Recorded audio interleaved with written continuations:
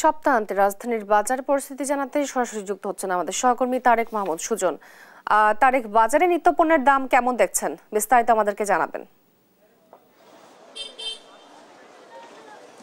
ঈদুল আজহার এই বন্ধের কারণে কিন্তু রাজধানীর বাজারগুলোতে যে দাম সেটা খুবই কম। আমরা এখানে যে তরকারির বাজার, সবজির বাজার যেমনটা দেখেছি যে 20 থেকে 30 টাকাও কমেছে কিছু কিছু সবজির, এবং অধিকাংশ সবজি কিন্তু 30 থেকে 40 টাকার মধ্যে, যেগুলো আগে 50-60 টাকা করেছিল। আমরা এখানে ব্যবসায়ীদের সঙ্গে কথা বলেছি, তারা যেমনটি বলেছেন সরবরাহ ঠিক থাকলেও ক্রেতা সমাগম কম থাকায়, অর্থাৎ যারা ঈদের ছুটিতে বাড়িতে গেছে তারা কিন্তু সবাই এখন পর্যন্ত আসেনি, যার ফলে কিন্তু তারা যেমনটি বলছেন বিক্রি খুবই কম এবং খুবই কম মূল্যে তারা বিক্রি করছে। আমরা যেমনটি দেখছি এখানে পটল 30 টাকা বিক্রি হচ্ছে, ঢেঁড়স বিক্রি হচ্ছে কেজি প্রতি 40 টাকা।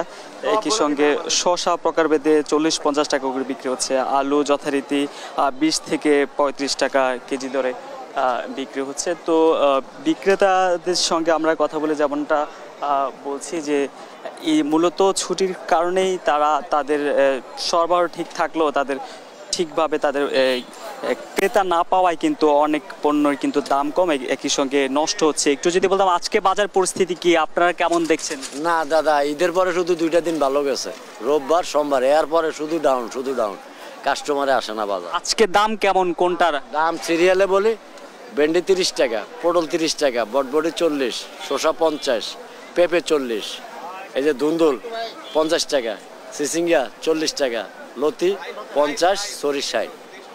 যেমনটি বলছেন একজন বিক্রেতা যে ক্রেতা সমাগম কম থাকার কারণে কিন্তু দাম বলা চলে 10 থেকে 20 টাকা পর্যন্ত কম প্রত্যেকটি সবজিতে, এবং ক্রেতাদের সঙ্গে আমরা কথা বলেছি, তারা আজকের বাজারে সন্তুষ্টি জানিয়েছেন। এবং আমরা এছাড়াও তবে আজকের বাজারে মুরগির দাম, ব্রয়লার মুরগি 10 থেকে 15 টাকা বেড়ে 150-60 টাকা বিক্রি হচ্ছে, এবং সোনালী বিক্রি হচ্ছে 260-70 টাকা। তো আজকের এই বাজারে এখন পর্যন্ত ক্রেতা বিক্রেতারা যেমনটি বলছেন যে ক্রেতা সমাগম কম থাকার কারণে কিন্তু রাজধানীতে এখন যে বাজার সেটি নিম্ন গতির মধ্যে রয়েছে। এ ছিল আমার কাছে কারণ বাজার থেকে সবশেষ।